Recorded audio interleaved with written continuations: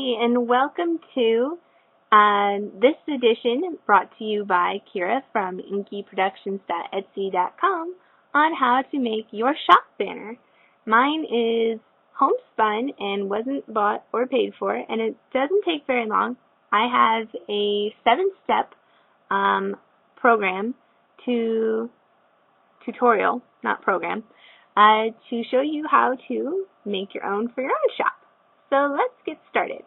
Now, I use Adobe Photoshop, so if you don't, this might be slightly different key-wise or tool-wise, and I apologize in advance. So step 1 is brainstorming.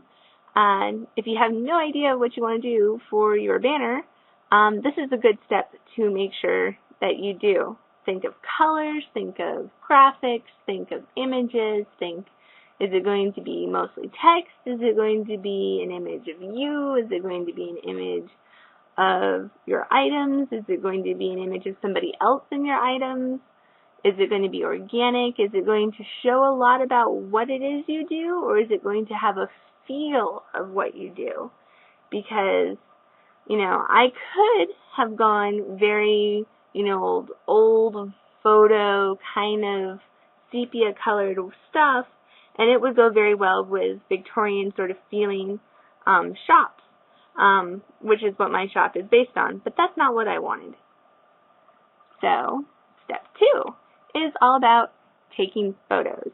Now, if you don't want to take photos and you'd like to skip this step, you simply can go to flickr.com, go to the advanced search option, and scroll down to the bottom, and at the bottom there is the use only Creative Commons license, and if you click that and go back to the top and start searching for images, this will allow you to take whatever images that you find free of charge, because they have been given for use for anybody as long as they sort of give credit. So if you use those photos, I would suggest giving a link or a shout out to the user in, say, like your Etsy profile. That would work just fine. If you're going to take your own photos, you should find some place really cool around where you live or in your home and set up and start shooting away. And when you have enough, it's time to upload your photos. Woo! So make sure you do it. It's very simple. You plug in the USB cord into the USB slot, and you plug the other end into your camera and turn your camera on. Most of the time you'll have an auto-tuning wizard or a wizard camera option, and it'll just pop it up and take it out for you, and you can delete the photos after you're done. And, I'm sure you've played with your camera before, you know how to upload. Step 4, now you have to look at the photos you've just taken and decide which one you're going to use and start editing it. Well, I have picked this one, which looks very similar to my shop banner, if you noticed. And now I'm going to start editing it. When I first started playing around, I decided that I really, really, really wanted to have this sort of look, be very mysterious, and use this section of the photo because it looked really graphic-y. And I kind of like that. And it looked like I did a whole lot more than what I did, which was simply a crop. Now, I forget what size it is for your banners, so I'm going to go check that out real quick while we're sitting here. My Etsy. And we're going to go down to Appearance. And it's 760 pixels by 100 pixels high. So you go over to Image, you go to Image Size, and you pick 760. Okay. And it's got to be 100 pixels high, and it isn't yet. It's a little too big, so I have to go back and I have to crop some more. But for, let's see, let's crop a lot off the top. I bet that's about 30 more inches that were cropped, or 30 more pixels. Let's see. No, I actually have more to crop. That's pretty amazing. Okay. So let's crop it about there. And now what is the image size? I still have more to crop. This is fun. Okay. Let's crop some more. And look at the image size. Oh, we gotta still crop some more. So let's crop a little more. And a little more.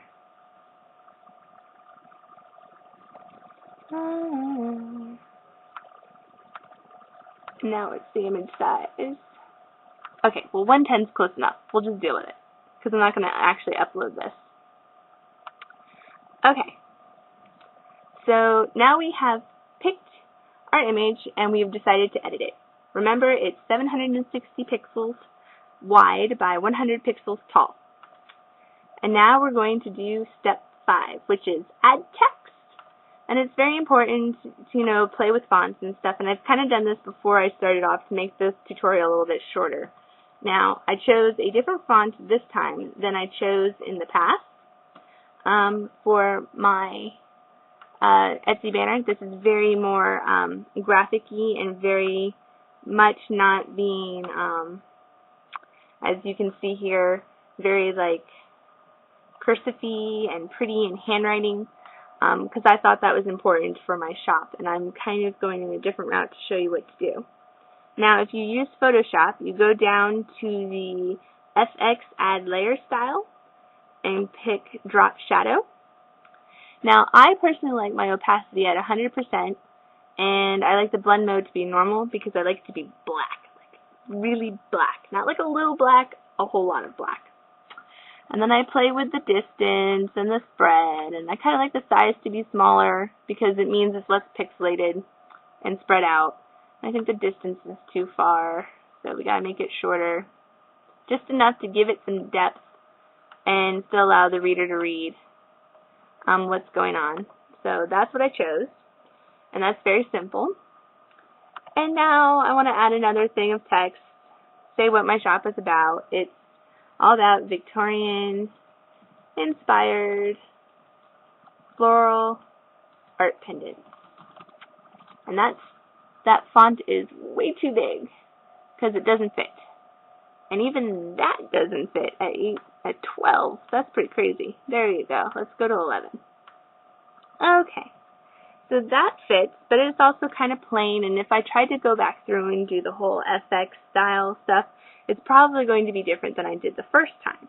So I go over to Effects, and you right-click, and you click Copy Layer Style, and you go up to the next layer of your text, which is the one that doesn't have the layer style, and you right-click, and you click Paste Layer Style, and now they're done the exact same way, and the viewer doesn't go, oh, what's going on here? Now you can add other things like, say, your web address or your blog address or anything else that you feel should go on your banner. By no means do you have to leave it as the title and a tagline of your shop. Now it's time to proof and edit your photo one last time. Is this what you really want? Do you really want it to say what it says? Do you really want this font? Do you really want the picture that you chose? Is there something better you can do? I would say this is pretty good for a tutorial, so I'm not going to go start fooling around with some more. And at this point, we're done with the editing, because we've noticed I haven't misspelled anything. And that's always important, because you don't want to misspell your own shop name. And now I'm going to go to Layer, and go to Flatten Image. So this way it is one thing, and is no longer several different sort of layers. So I don't have to save it as something weird. I can save it as a JPEG now. And I go to File, and Save As, and let's save it to my desktop, and we'll call it, I don't know, Banner Tutorial, because that's what it is. And you save it. You can pick your options.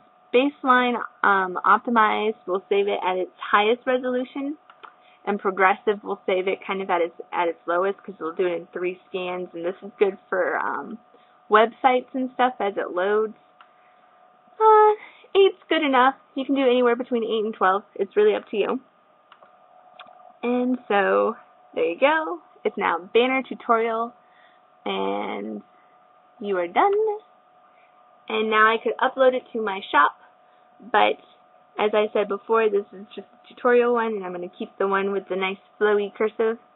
And that is the end of my banner tutorial. leave a comment or show us what you did with your banner, because we would love to see it.